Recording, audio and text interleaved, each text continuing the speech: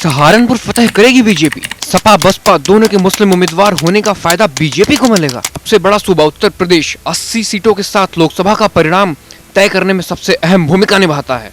पिछले 2 लोकसभा चुनावों में बीजेपी ने उत्तर प्रदेश पर मजबूत पकड़ बनाए रखी है। हालांकि मोदी लहर के बाद भी बीजेपी 2019 के सहारनपुर पर अपना परचम लहराने में नाकाम रही थी। उससे बड़ी चुनौतियों का सामना करना पड़ा था। मुस्लिम बाहुल्य सीट माने जाने वाली यह सीट कांग्रेस और बाद में सपा बसपा का गढ़ मानी जाती रही है। पिछले लोकसभा चुनाव यानी 2019 के चुनाव में इस निर्वाचन क्षेत्र में कुल 17,39,082 मतदाता थे। उस चुनाव में बसपा उम्मीदवार हाजी फजलुर रहमान 5,14,139 वोट हासिल कर विजयी हुए थे। हाजी फजलुर रहमान को इस सीट पर कुल मतदाताओं में से 29.56% का समर्थन मिला, जबकि उन्हें 41.72% वोट मिले। 2019 के लोकसभा चुनाव के दौरान भाजपा उम्मीदवार राघव लखनपाल इस निर्वाचन क्षेत्र में दूसरे स्थान पर रहे। उन्हें 4,91,722 वोट मिले, जो कुल मतदाताओं का 28.27% और उन्हें कुल वोटों का 39.9% वोट मिले। 2019 के आम चुनाव में इस सीट पर जीत का अंतर महज 22,417 वोटों का था। 2014 में हुए पिछले आम चुनाव में सहारनपुर लोकसभा क्षेत्र में 16,08,833 पंजीकृत मतदाता थे।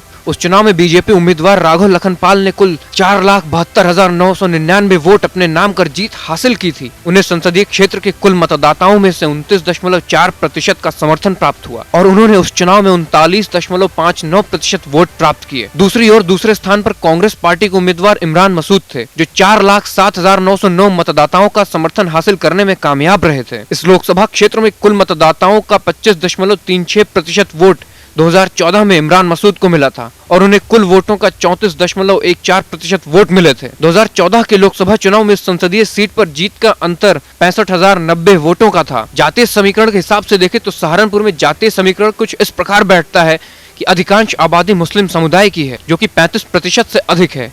इस सीट पर दलित फैक्टर भी काफी मायने रखता है, जिसमें बहुजन समाज पार्टी की मजबूत पकड़ है। गुर्जर सैनी जैसे समुदाय भी जीत को सुनिश्चित करने में काफी महत्वपूर्ण भूमिका निभाते हैं। फिलहाल सहारनपुर से बीजेपी ने एक बार फिर से राघव लखनपाल पर भरोसा जताया है। 2024 के आम चुनाव में इंडी गठबंधन ने इमरान मसूद को बीजेपी से लोहा लेने के लिए मैदान में उतारा है। बसपा ने माजिद अली को अपना उम्मीदवार बनाया है। फिलहाल अभी के समीकरणों को देखते हुए यह कहना गलत नहीं होगा कि 2024 का चुनाव बीजेपी के लिए ज्यादा आसान होगा, क्योंकि सहारनपुर में सपा और बसपा दोनों ने ही मुस्लिम प्रत्याशी उतारा है, तो काफी हद तक संभव है कि मुस्लिम समुदाय का वोट बढ़ जाए, जिसका फायदा साफ तौर पर बीजेपी प्रत्याशी राघव लखनपाल को होगा। गौरतलब हो कि राघव 19 के चुनाव में भी केवल 22,000 वोटों से हारे थे और इस बार चूंकि मुस्लिम समुदाय का वोट बढ़ सकता है, तो स्थितियां भाजपा के ही पक्ष में है।